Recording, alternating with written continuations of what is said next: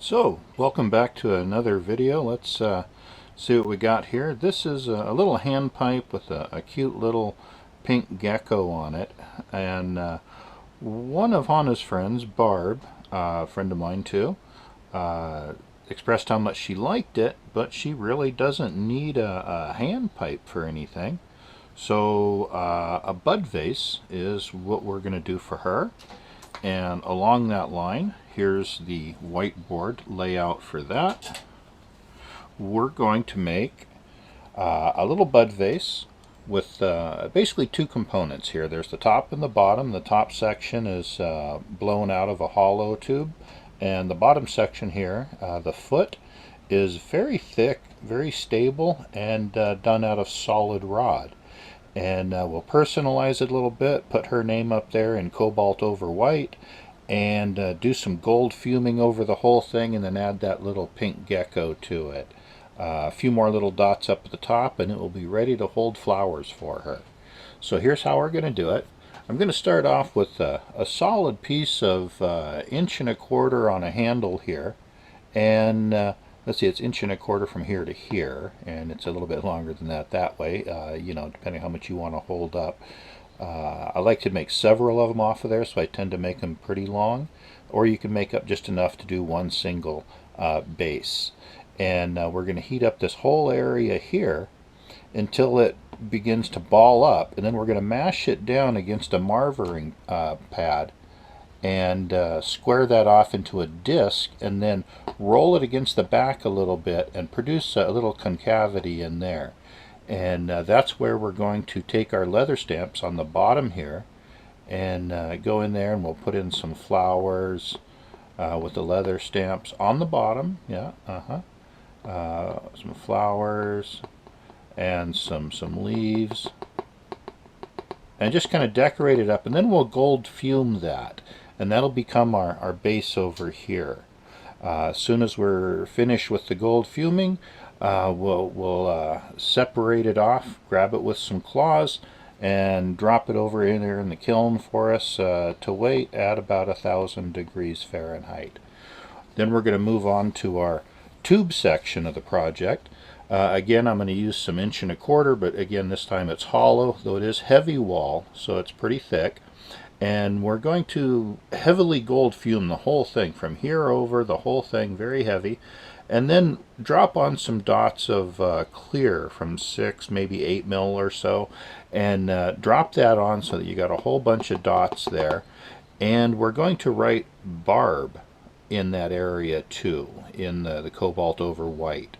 And then heat the whole thing up, get it to where it condenses down quite a bit, and then blow it out while marvering it in a little mold so that it's a perfectly round, very smooth piece of glass, and it has the nice writing, the gold color, which is a cranberry, kind of a beautiful color, and then all of our little dots going around encapsulate the metal layer.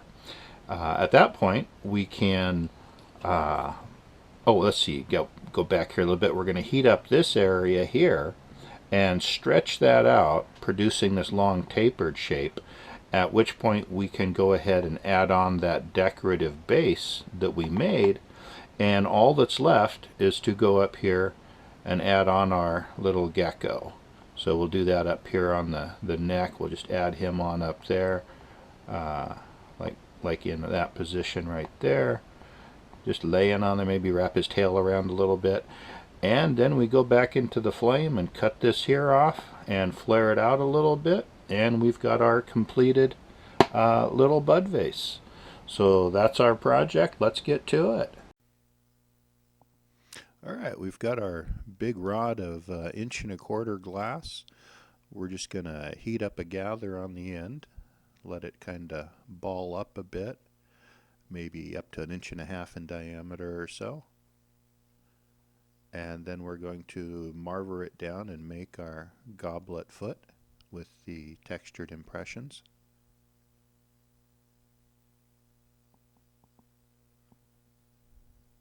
This is just a lot of heat, and for those of you with Carlisles, this will go a lot faster.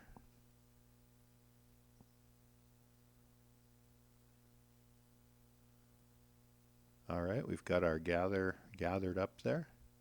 Push it down and make that disc, and then rotate it on the back side of the paddle there, on the back side of the disc, and that produces that concavity that we can do our leather stamps into. You wouldn't want to do that on a flat disc because you'd have all those designs facing your table when you sat it down. It wouldn't sit even. So by putting that area up in there that sits above the table, why you've got room to do your designs. But now this rod is so large that I'm going to punty up to it with this little temporary handle, and then heat up where the top of the goblet foot is going to be and separate the majority of that material, so that when I go to cut it off and apply it to the bottom of the other piece, it won't take as much work and not nearly as much time then to separate it.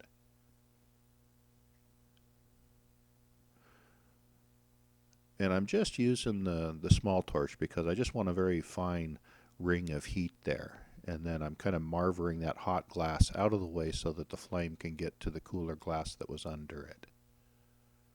Just save a little time in separating that big rod. But that gives me time to remind you that we have a Patreon set up, and it's patreon.com/Shawn Tucker and Hannah Rosner. There'll be links below for 9 different levels, and it spans both her work and my work, and we usually work together, so there's quite a bit of overlap. Beading, lampworking, glass blowing, woodworking, metalworking, all of the stuff that goes into making one of these multimedia pieces. And we'll be doing some electroforming, which was quite a journey that I'm looking forward to sharing with everyone. Okay, so we tap that off and we're back to the point where we're going to take that stamp on the right, and that's a big flower, so I'm going to stamp that right in the middle. That'll be like the centerpiece of the base.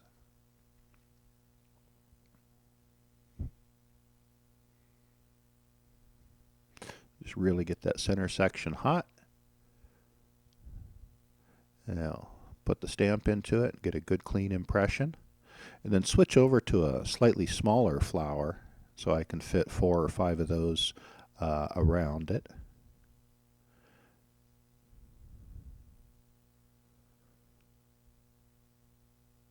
After that initial flower gets stamped in there, there's still quite a bit of heat in that base, so it just takes a few seconds in each spot with the flame and it's ready to be impressed.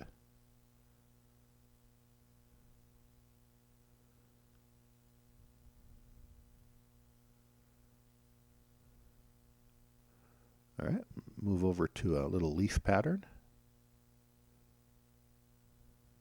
and then stamp that in between each flower.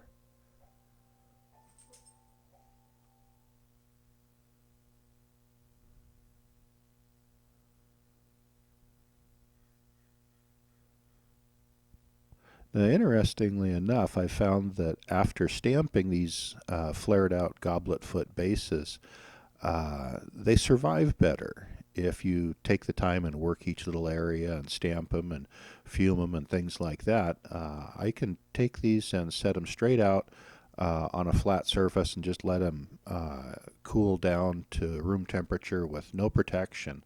And they don't tend to crack, whereas doing that with one that's just solid with no design in it, no working all of the area for a little bit there, that big old concentrated piece of glass that was smushed together does tend to crack.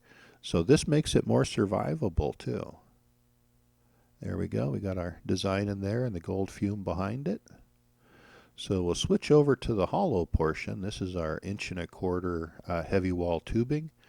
A little bit of river placer gold there from the Rogue Valley.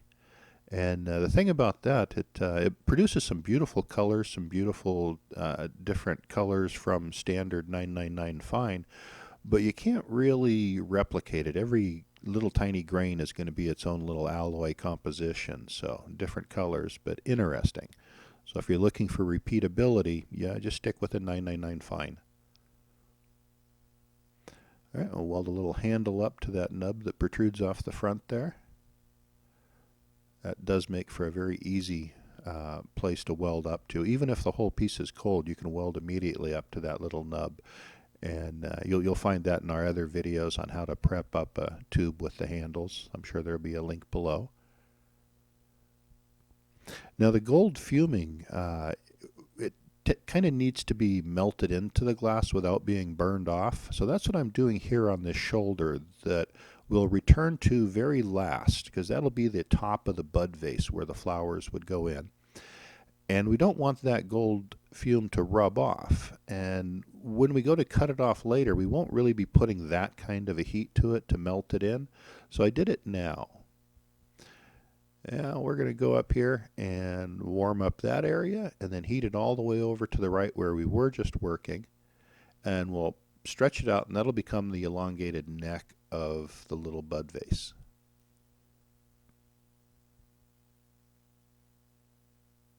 And yes, for those of you who have seen a hand pipe be made, this is almost the same exact procedure so far.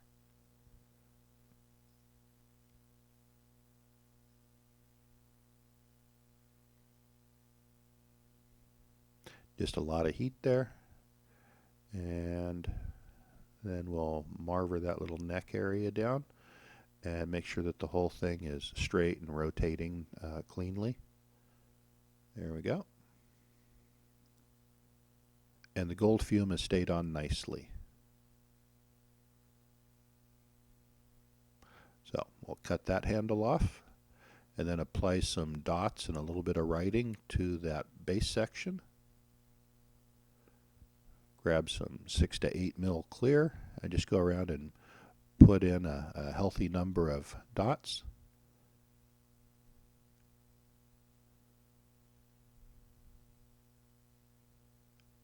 It can help to avoid cracking, instead of just starting and going around, to drop one on one side, go 180 degrees around, put one there, rotate 90 degrees, put another, and then continue the pattern, almost like tightening lug nuts on a car.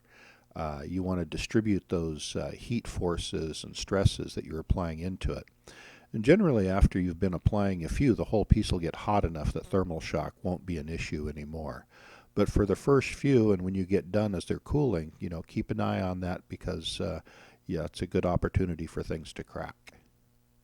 Okay, so here's a little bit of pulled down stringer of cobalt over white, and we'll use that to write Barb's name on there. Fortunately, she's got a short name. It's not like Penelope or something that I'd have a real hard time with in such a small space.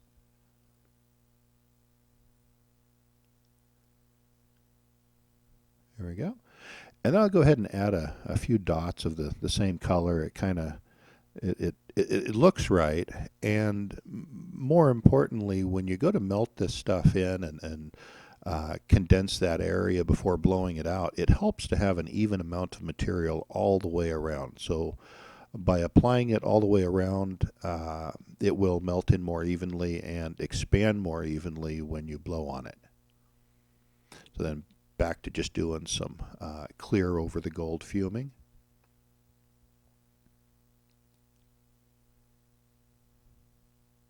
So there was 180 and then 90 and then the opposite, and then fill in the spaces between.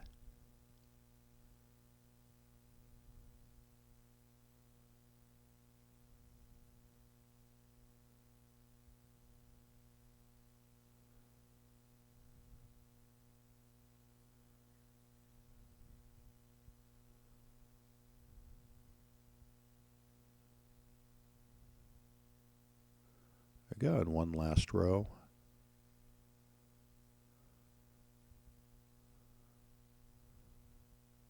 All right, and that adds a bit more material to the whole thing, so that when you condense it down and then blow it out, you've got just a little bit more thickness of glass to work with when you blow that bubble. Yeah, clean up the rods as you're working with them. I'll switch over to the larger torch and just throw some heat into it.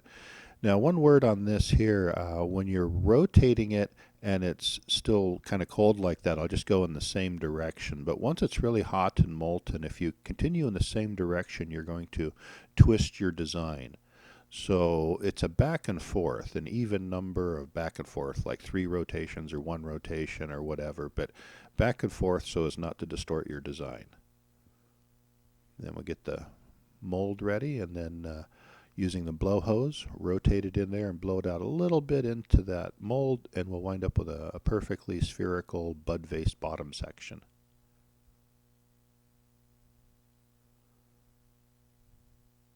And blowing it into the mold will also chill it a little bit, setting it in place a little bit sooner. There we go. You can see the dots are clear over the gold, and we can read the name. And now it's time to stick on our little gecko. We'll just start by pinning his tail down and curling him around it, or her possibly.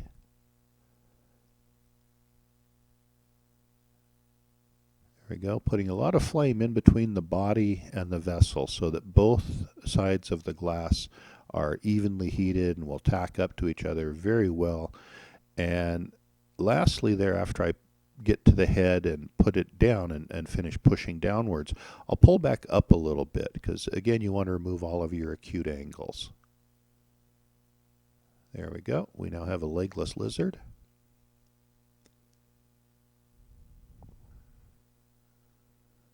Clean up the punty mark from the eyes a little bit, and then add some dark spots going down the center line of the body, including where the tail wraps around. I'll go down there and do a little spiral of dots.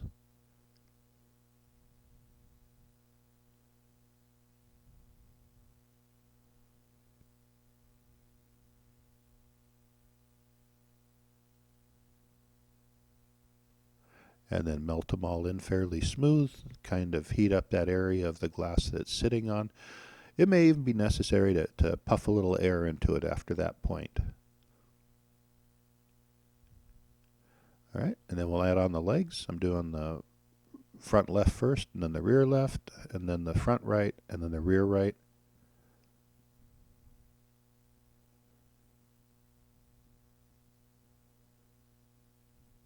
And if you're not familiar with geckos, frogs, lizards, etc., and which direction all their toes and legs go, get some little plastic ones and keep them in your shop to refer to, or at least pull out your smartphone and pull up some pictures of them and refer to them while you're working it.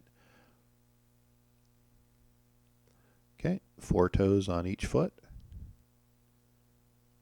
And that's a little very thin stringer of amber over white.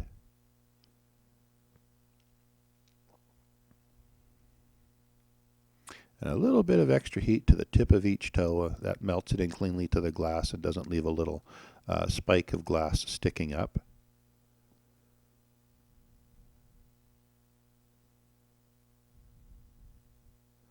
There we go, last 4 toes, and then it's time to put on some little toe pads, and for that we'll be using a little bit of ruby.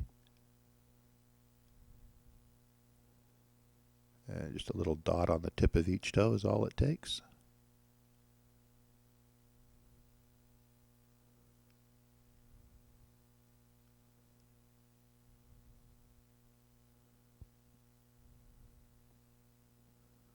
There we go. We have our gecko in place. Throw a little bit of heat into it and double check everything, looking for any acute angles or lines that we need to refine before putting it in the kiln and warming it up.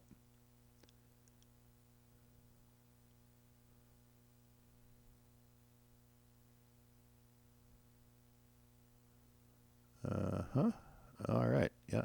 Double check everything. Looks good. We'll go on to separating that base. So the top section is back in the kiln, and we'll just heat that up, cut it off.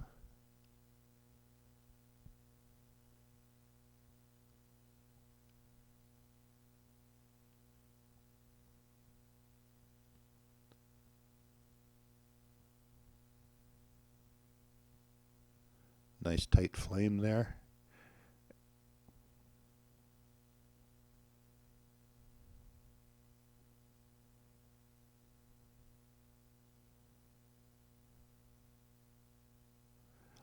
And when you separate these and pull them apart, take the time right there, let the flame cut it in half, and please don't create those real long hairs of glass.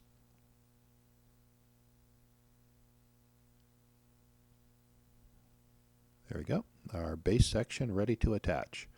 So we'll pull the other part out of the kiln, go to the big torch and throw a bit of heat into it. Now I'm going to push these together a little bit more than I want them to be when they're done, so that the glass moves together nicely and I get plenty, and then I'm going to pull it out a little bit, each piece away from each other, and that will distribute the weld stresses and the angles of the glass and the thickness of the glass where it meets the goblet foot base. So right there, a little bit of pulling tapers it down, and I'm using the marvering pad to really shape that and to help it set faster and stop flexing with the molten material. There we go. That's solidified fairly well. Looks like a clean weld. So we'll move over to removing the top and leaving an opening. Now we can't just cut this off in the flame the way we normally would, because that would leave a vessel completely sealed up with cooling air and molten glass on the tip, which would suck that glass back down inside of it and create a big mess. So using the blow hose, I'm going to heat up that entire circumference, and as it nears its separation point or condensing down, I'll blow it out and produce a little hole, and that hole will run around the lip until it separates the punty from the vessel, like that. So then we'll just need to open that up a little bit more with an octagonal reamer, and then apply a bit of heat to it to even everything out, make it straight, and flare it in the direction that we'd like. So there we go, a little bit of heat there, and just open it up a little bit so we can get our next tool in there.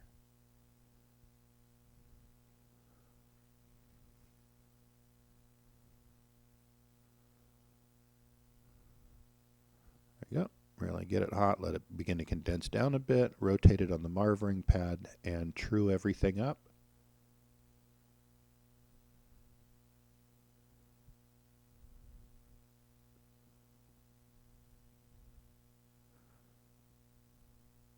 So now it's flat on top, it's smooth and circular. It'll be a little bit easier to reach in there and begin flaring that out to the profile that we'd like to end up with.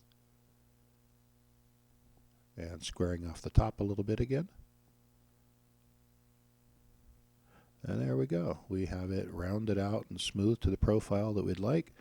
And the last little row of dots going around.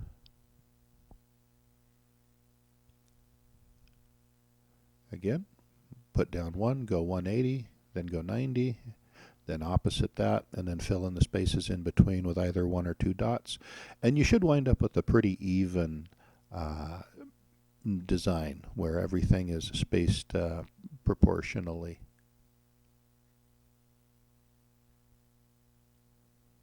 There we go. All right, all ready to stick in the kiln. I'll use some tongs for that, I suppose, but right now we'll take a look at it in the claws. Chances are pretty good of this thing surviving even if we didn't put it in the kiln. When the workflow goes smoothly from one end to the other and everything goes nice, it's pretty strong. But anyway, we'll put it in the kiln, anneal it, and send it off to Barb. Well, thank you. Check out our Patreon. Please like and subscribe and make comments. All right, take care and stay safe.